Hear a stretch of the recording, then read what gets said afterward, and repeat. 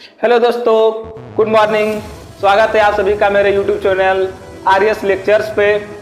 आज हम आप लोगों को बताएंगे कि कोई भी एटम्स बॉन्ड क्यों बनाते हैं, उनके बॉन्ड बनाने का रीजन क्या होता है और बॉन्ड वो कैसे बनते हैं, इसके बारे में आप लोगों को बताएंगे। तो आइए हम देखते हैं कि ये सारे बॉन्ड्स कैसे बनते हैं और क्यों एटम्स बॉन्ड। सबसे पहले देर न करते हुए हम शुरू करते हैं कि फर्स्ट टाइप ऑफ बॉन्ड की। जो फर्स्ट टाइप ऑफ बॉन्ड होता है उसको बोलते हैं कोवैलेंट बॉन्ड, यानी कि जिसको बोलते हैं सहसंयोजक आबंध। क्या बोलते हैं? सहसंयोजक आबंध, जिसको इंग्लिश में बोलते हैं कोवैलेंट बॉन्ड।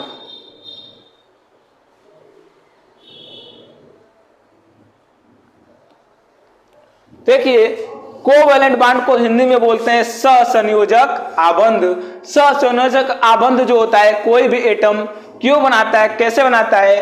तो दोस्तों, हम लोग जानते हैं कि कोई भी एटम जो होता है वो अपने वैलेंस सेल में, यानी कि जो उसका लास्ट सेल होता है उसमें वो क्या करता है कि 8 इलेक्ट्रॉनों को रखना पसंद करता है, जिसे हम लोग अष्टक का नियम भी कहते हैं। अष्टक के नियम में क्या होता है कि कोई भी एटम होता है उसके वैलेंस सेल में 8 इलेक्ट्रॉन की आवश्यकता होती है और वो 8 इलेक्ट्रॉन को पाके क्या हो जाते हैं? स्टेबल हो जाते हैं। जैसे कि अगर हम बात करें सबसे पहले कार्बन एटम की, तो यहां पे अगर हम कार्बन एटम को लेते हैं तो इसका एटॉमिक नंबर होता है 6। इसका एटॉमिक नंबर कितना होता है? 6।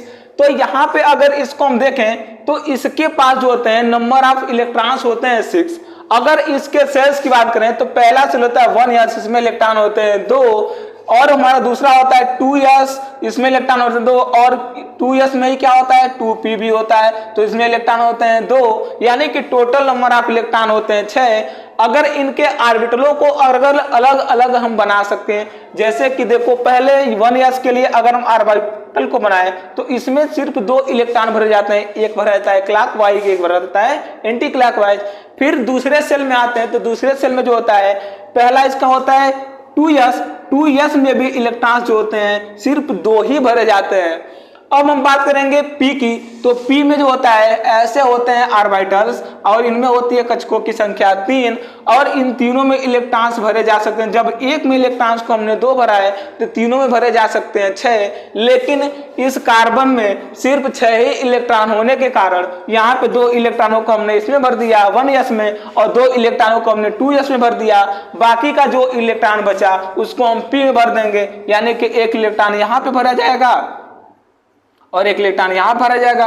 अब देखिए बाकी का जो है यहाँ पे ऑर्बिटल्स हैं ये हमारे खाली बच गए, यानी कि कितने इलेक्ट्रॉन यहाँ पे कम पड़ रहे हैं? 1 2 3 और एक और इसमें भरा जाएगा, कितने हो जाएंगे? 4। यानी कि कार्बन के वैलेंस सेल की बात करें, यानी कि जो लास्ट सेल होता है, ये लास्ट सेल हो गया, पहला सेल हो गया, पहले में सिर्फ 2 इलेक्ट्रॉन। लास्ट में हमने आप लोग को पिछले वीडियो में बताया था, जब परमाणु की संरचना बताया था उसमें कितने इलेक्ट्रॉन किस सेल में भरे जाते हैं, तो उस वीडियो को आप लोग देखेंगे तो आपको पता चलेगा कि जो हमारा दूसरा सेल जो होता है उसमें होते हैं 2 जो होते हैं ऑर्बिटल्स होते हैं। एक होता है यस, एक होता है p ऑर्बिटल, और यस में जो होता है 2 इलेक्ट्रॉन भरे जाते हैं, p में जो होता है 6 भरे जाते हैं। लेकिन इस कार्बन के यस में तो 2 हैं लेकिन p में भी सिर्फ 2 ही हैं, यानी कि कार्बन के पास टोटल नंबर ऑफ इलेक्ट्रॉन्स की बात करें तो 6 होते हैं। तो अगर यहां पे इसके लास्ट सेल में अगर इलेक्ट्रॉनों की संख्या कम है तो ये हमारा बैलेंस नहीं माना जाता, यानी कि अस्थाई नहीं माना जाता है। तो इसको अस्थाई करने के लिए कार्बन जो होता है किसी भी एटम से क्या करता है? बॉन्ड बनाता है। और जो कार्बन होता है या तो ये अपने इन चारों इलेक्ट्रॉनों को किसी को डोनेट कर दे, यानी कि दान कर दे, या फिर किसी से 4 इलेक्ट्रॉन्स को ले ले। लेकिन ये संभव नहीं होता है, क्योंकि जो कार्बन होता है अगर इसका हम परमाणु की संरचना बना दें तो यहां पे इसका पहला सेल, ये हो गया दूसरा सेल,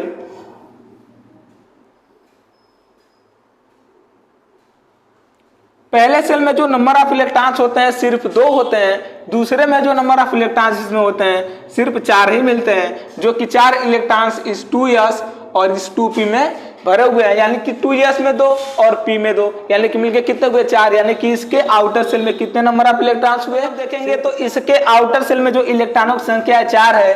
तो जो कार्बन होता है जिसमें जितना इलेक्ट्रॉन होंगे उतना ही प्रोटॉन और उतना इसमें होते हैं न्यूट्रॉन। तो यहाँ पे जब इलेक्ट्रॉन 6 है तो इसमें प्रोटॉन की भी संख्या होगी 6, और यहाँ पे जो इलेक्ट्रॉन होते हैं ये भी 6 हैं, जिनके कारण ये बैलेंस हमेशा रहते हैं। यानी कि यहाँ पे क्या होता है कि जो इलेक्ट्रॉन्स होते हैं इनके चारों ओर चक्कर लगाते रहते हैं।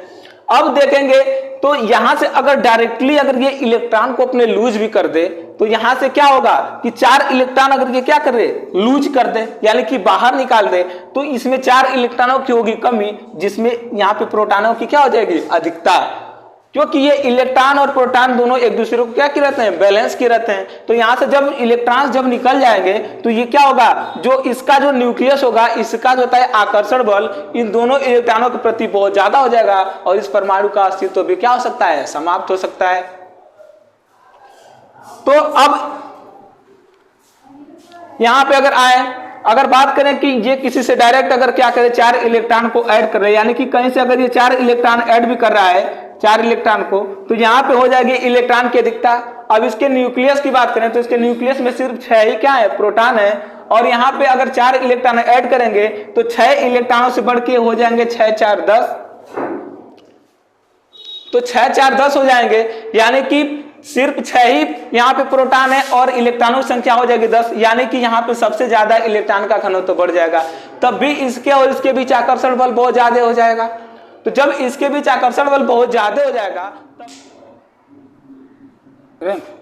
तो दोस्तों जब ये डायरेक्टली किसी को अपना इलेक्ट्रॉन दे नहीं सकता है, डायरेक्टली किसी से इलेक्ट्रॉन ले नहीं सकता है, तो ये क्या करेगा, ये करता है इलेक्ट्रॉनों की साझेदारी। और ये साझेदारी किसके साथ करेगा, किसी और एटम के साथ।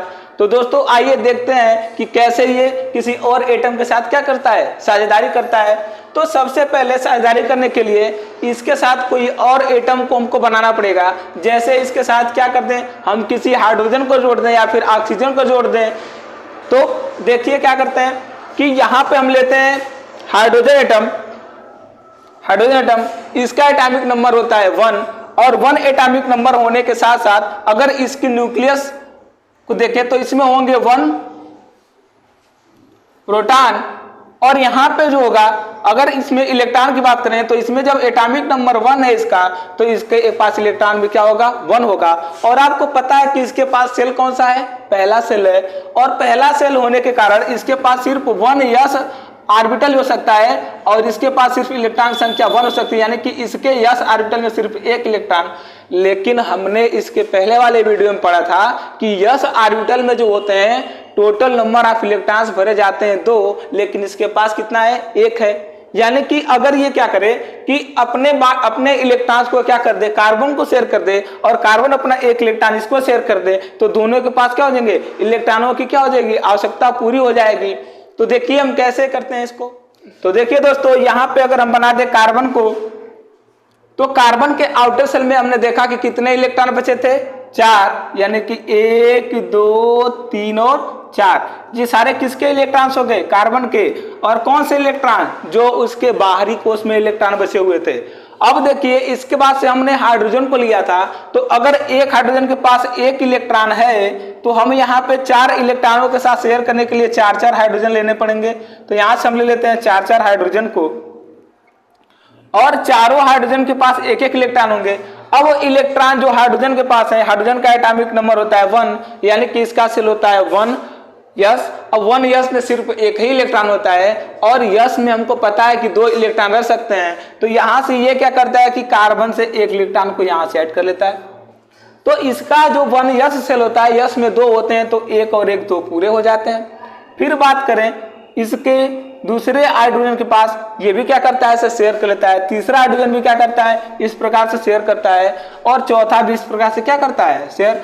अब ये हाइड्रोजन के पास तो 2 इलेक्ट्रॉन पूरे हो जाते हैं, लेकिन कार्बन को आवश्यकता होती है 4 इलेक्ट्रॉनों की। तो वो 4 इलेक्ट्रॉनों को कैसे पूरा करेगा, तो वे क्या करता है कि यहां से इन चारों हाइड्रोजन के 1 इलेक्ट्रॉनों को अपने पास ऐड करता है इस प्रकार से। और इस प्रकार से जब चारों इलेक्ट्रॉनों को ऐड करेगा, तो जब कार्बन को देखेंगे इसके वैलेंस सेल को, तो देखो कार्बन के वैलेंस सेल में कितने इलेक्ट्रॉन हो गए, 4 तो पहले से हैं, 1 2 3 4, और 4 इनसे ले लिया, यानी कि 1 2 3 4 5 6 7 और 8, यानी कि इसके आउटर सेल में कितने इलेक्ट्रॉन हो गए, वैलेंस सेल में 8 इलेक्ट्रॉन हो गए, और ये क्या हो जाएगा, अस्थायी हो जाएगा।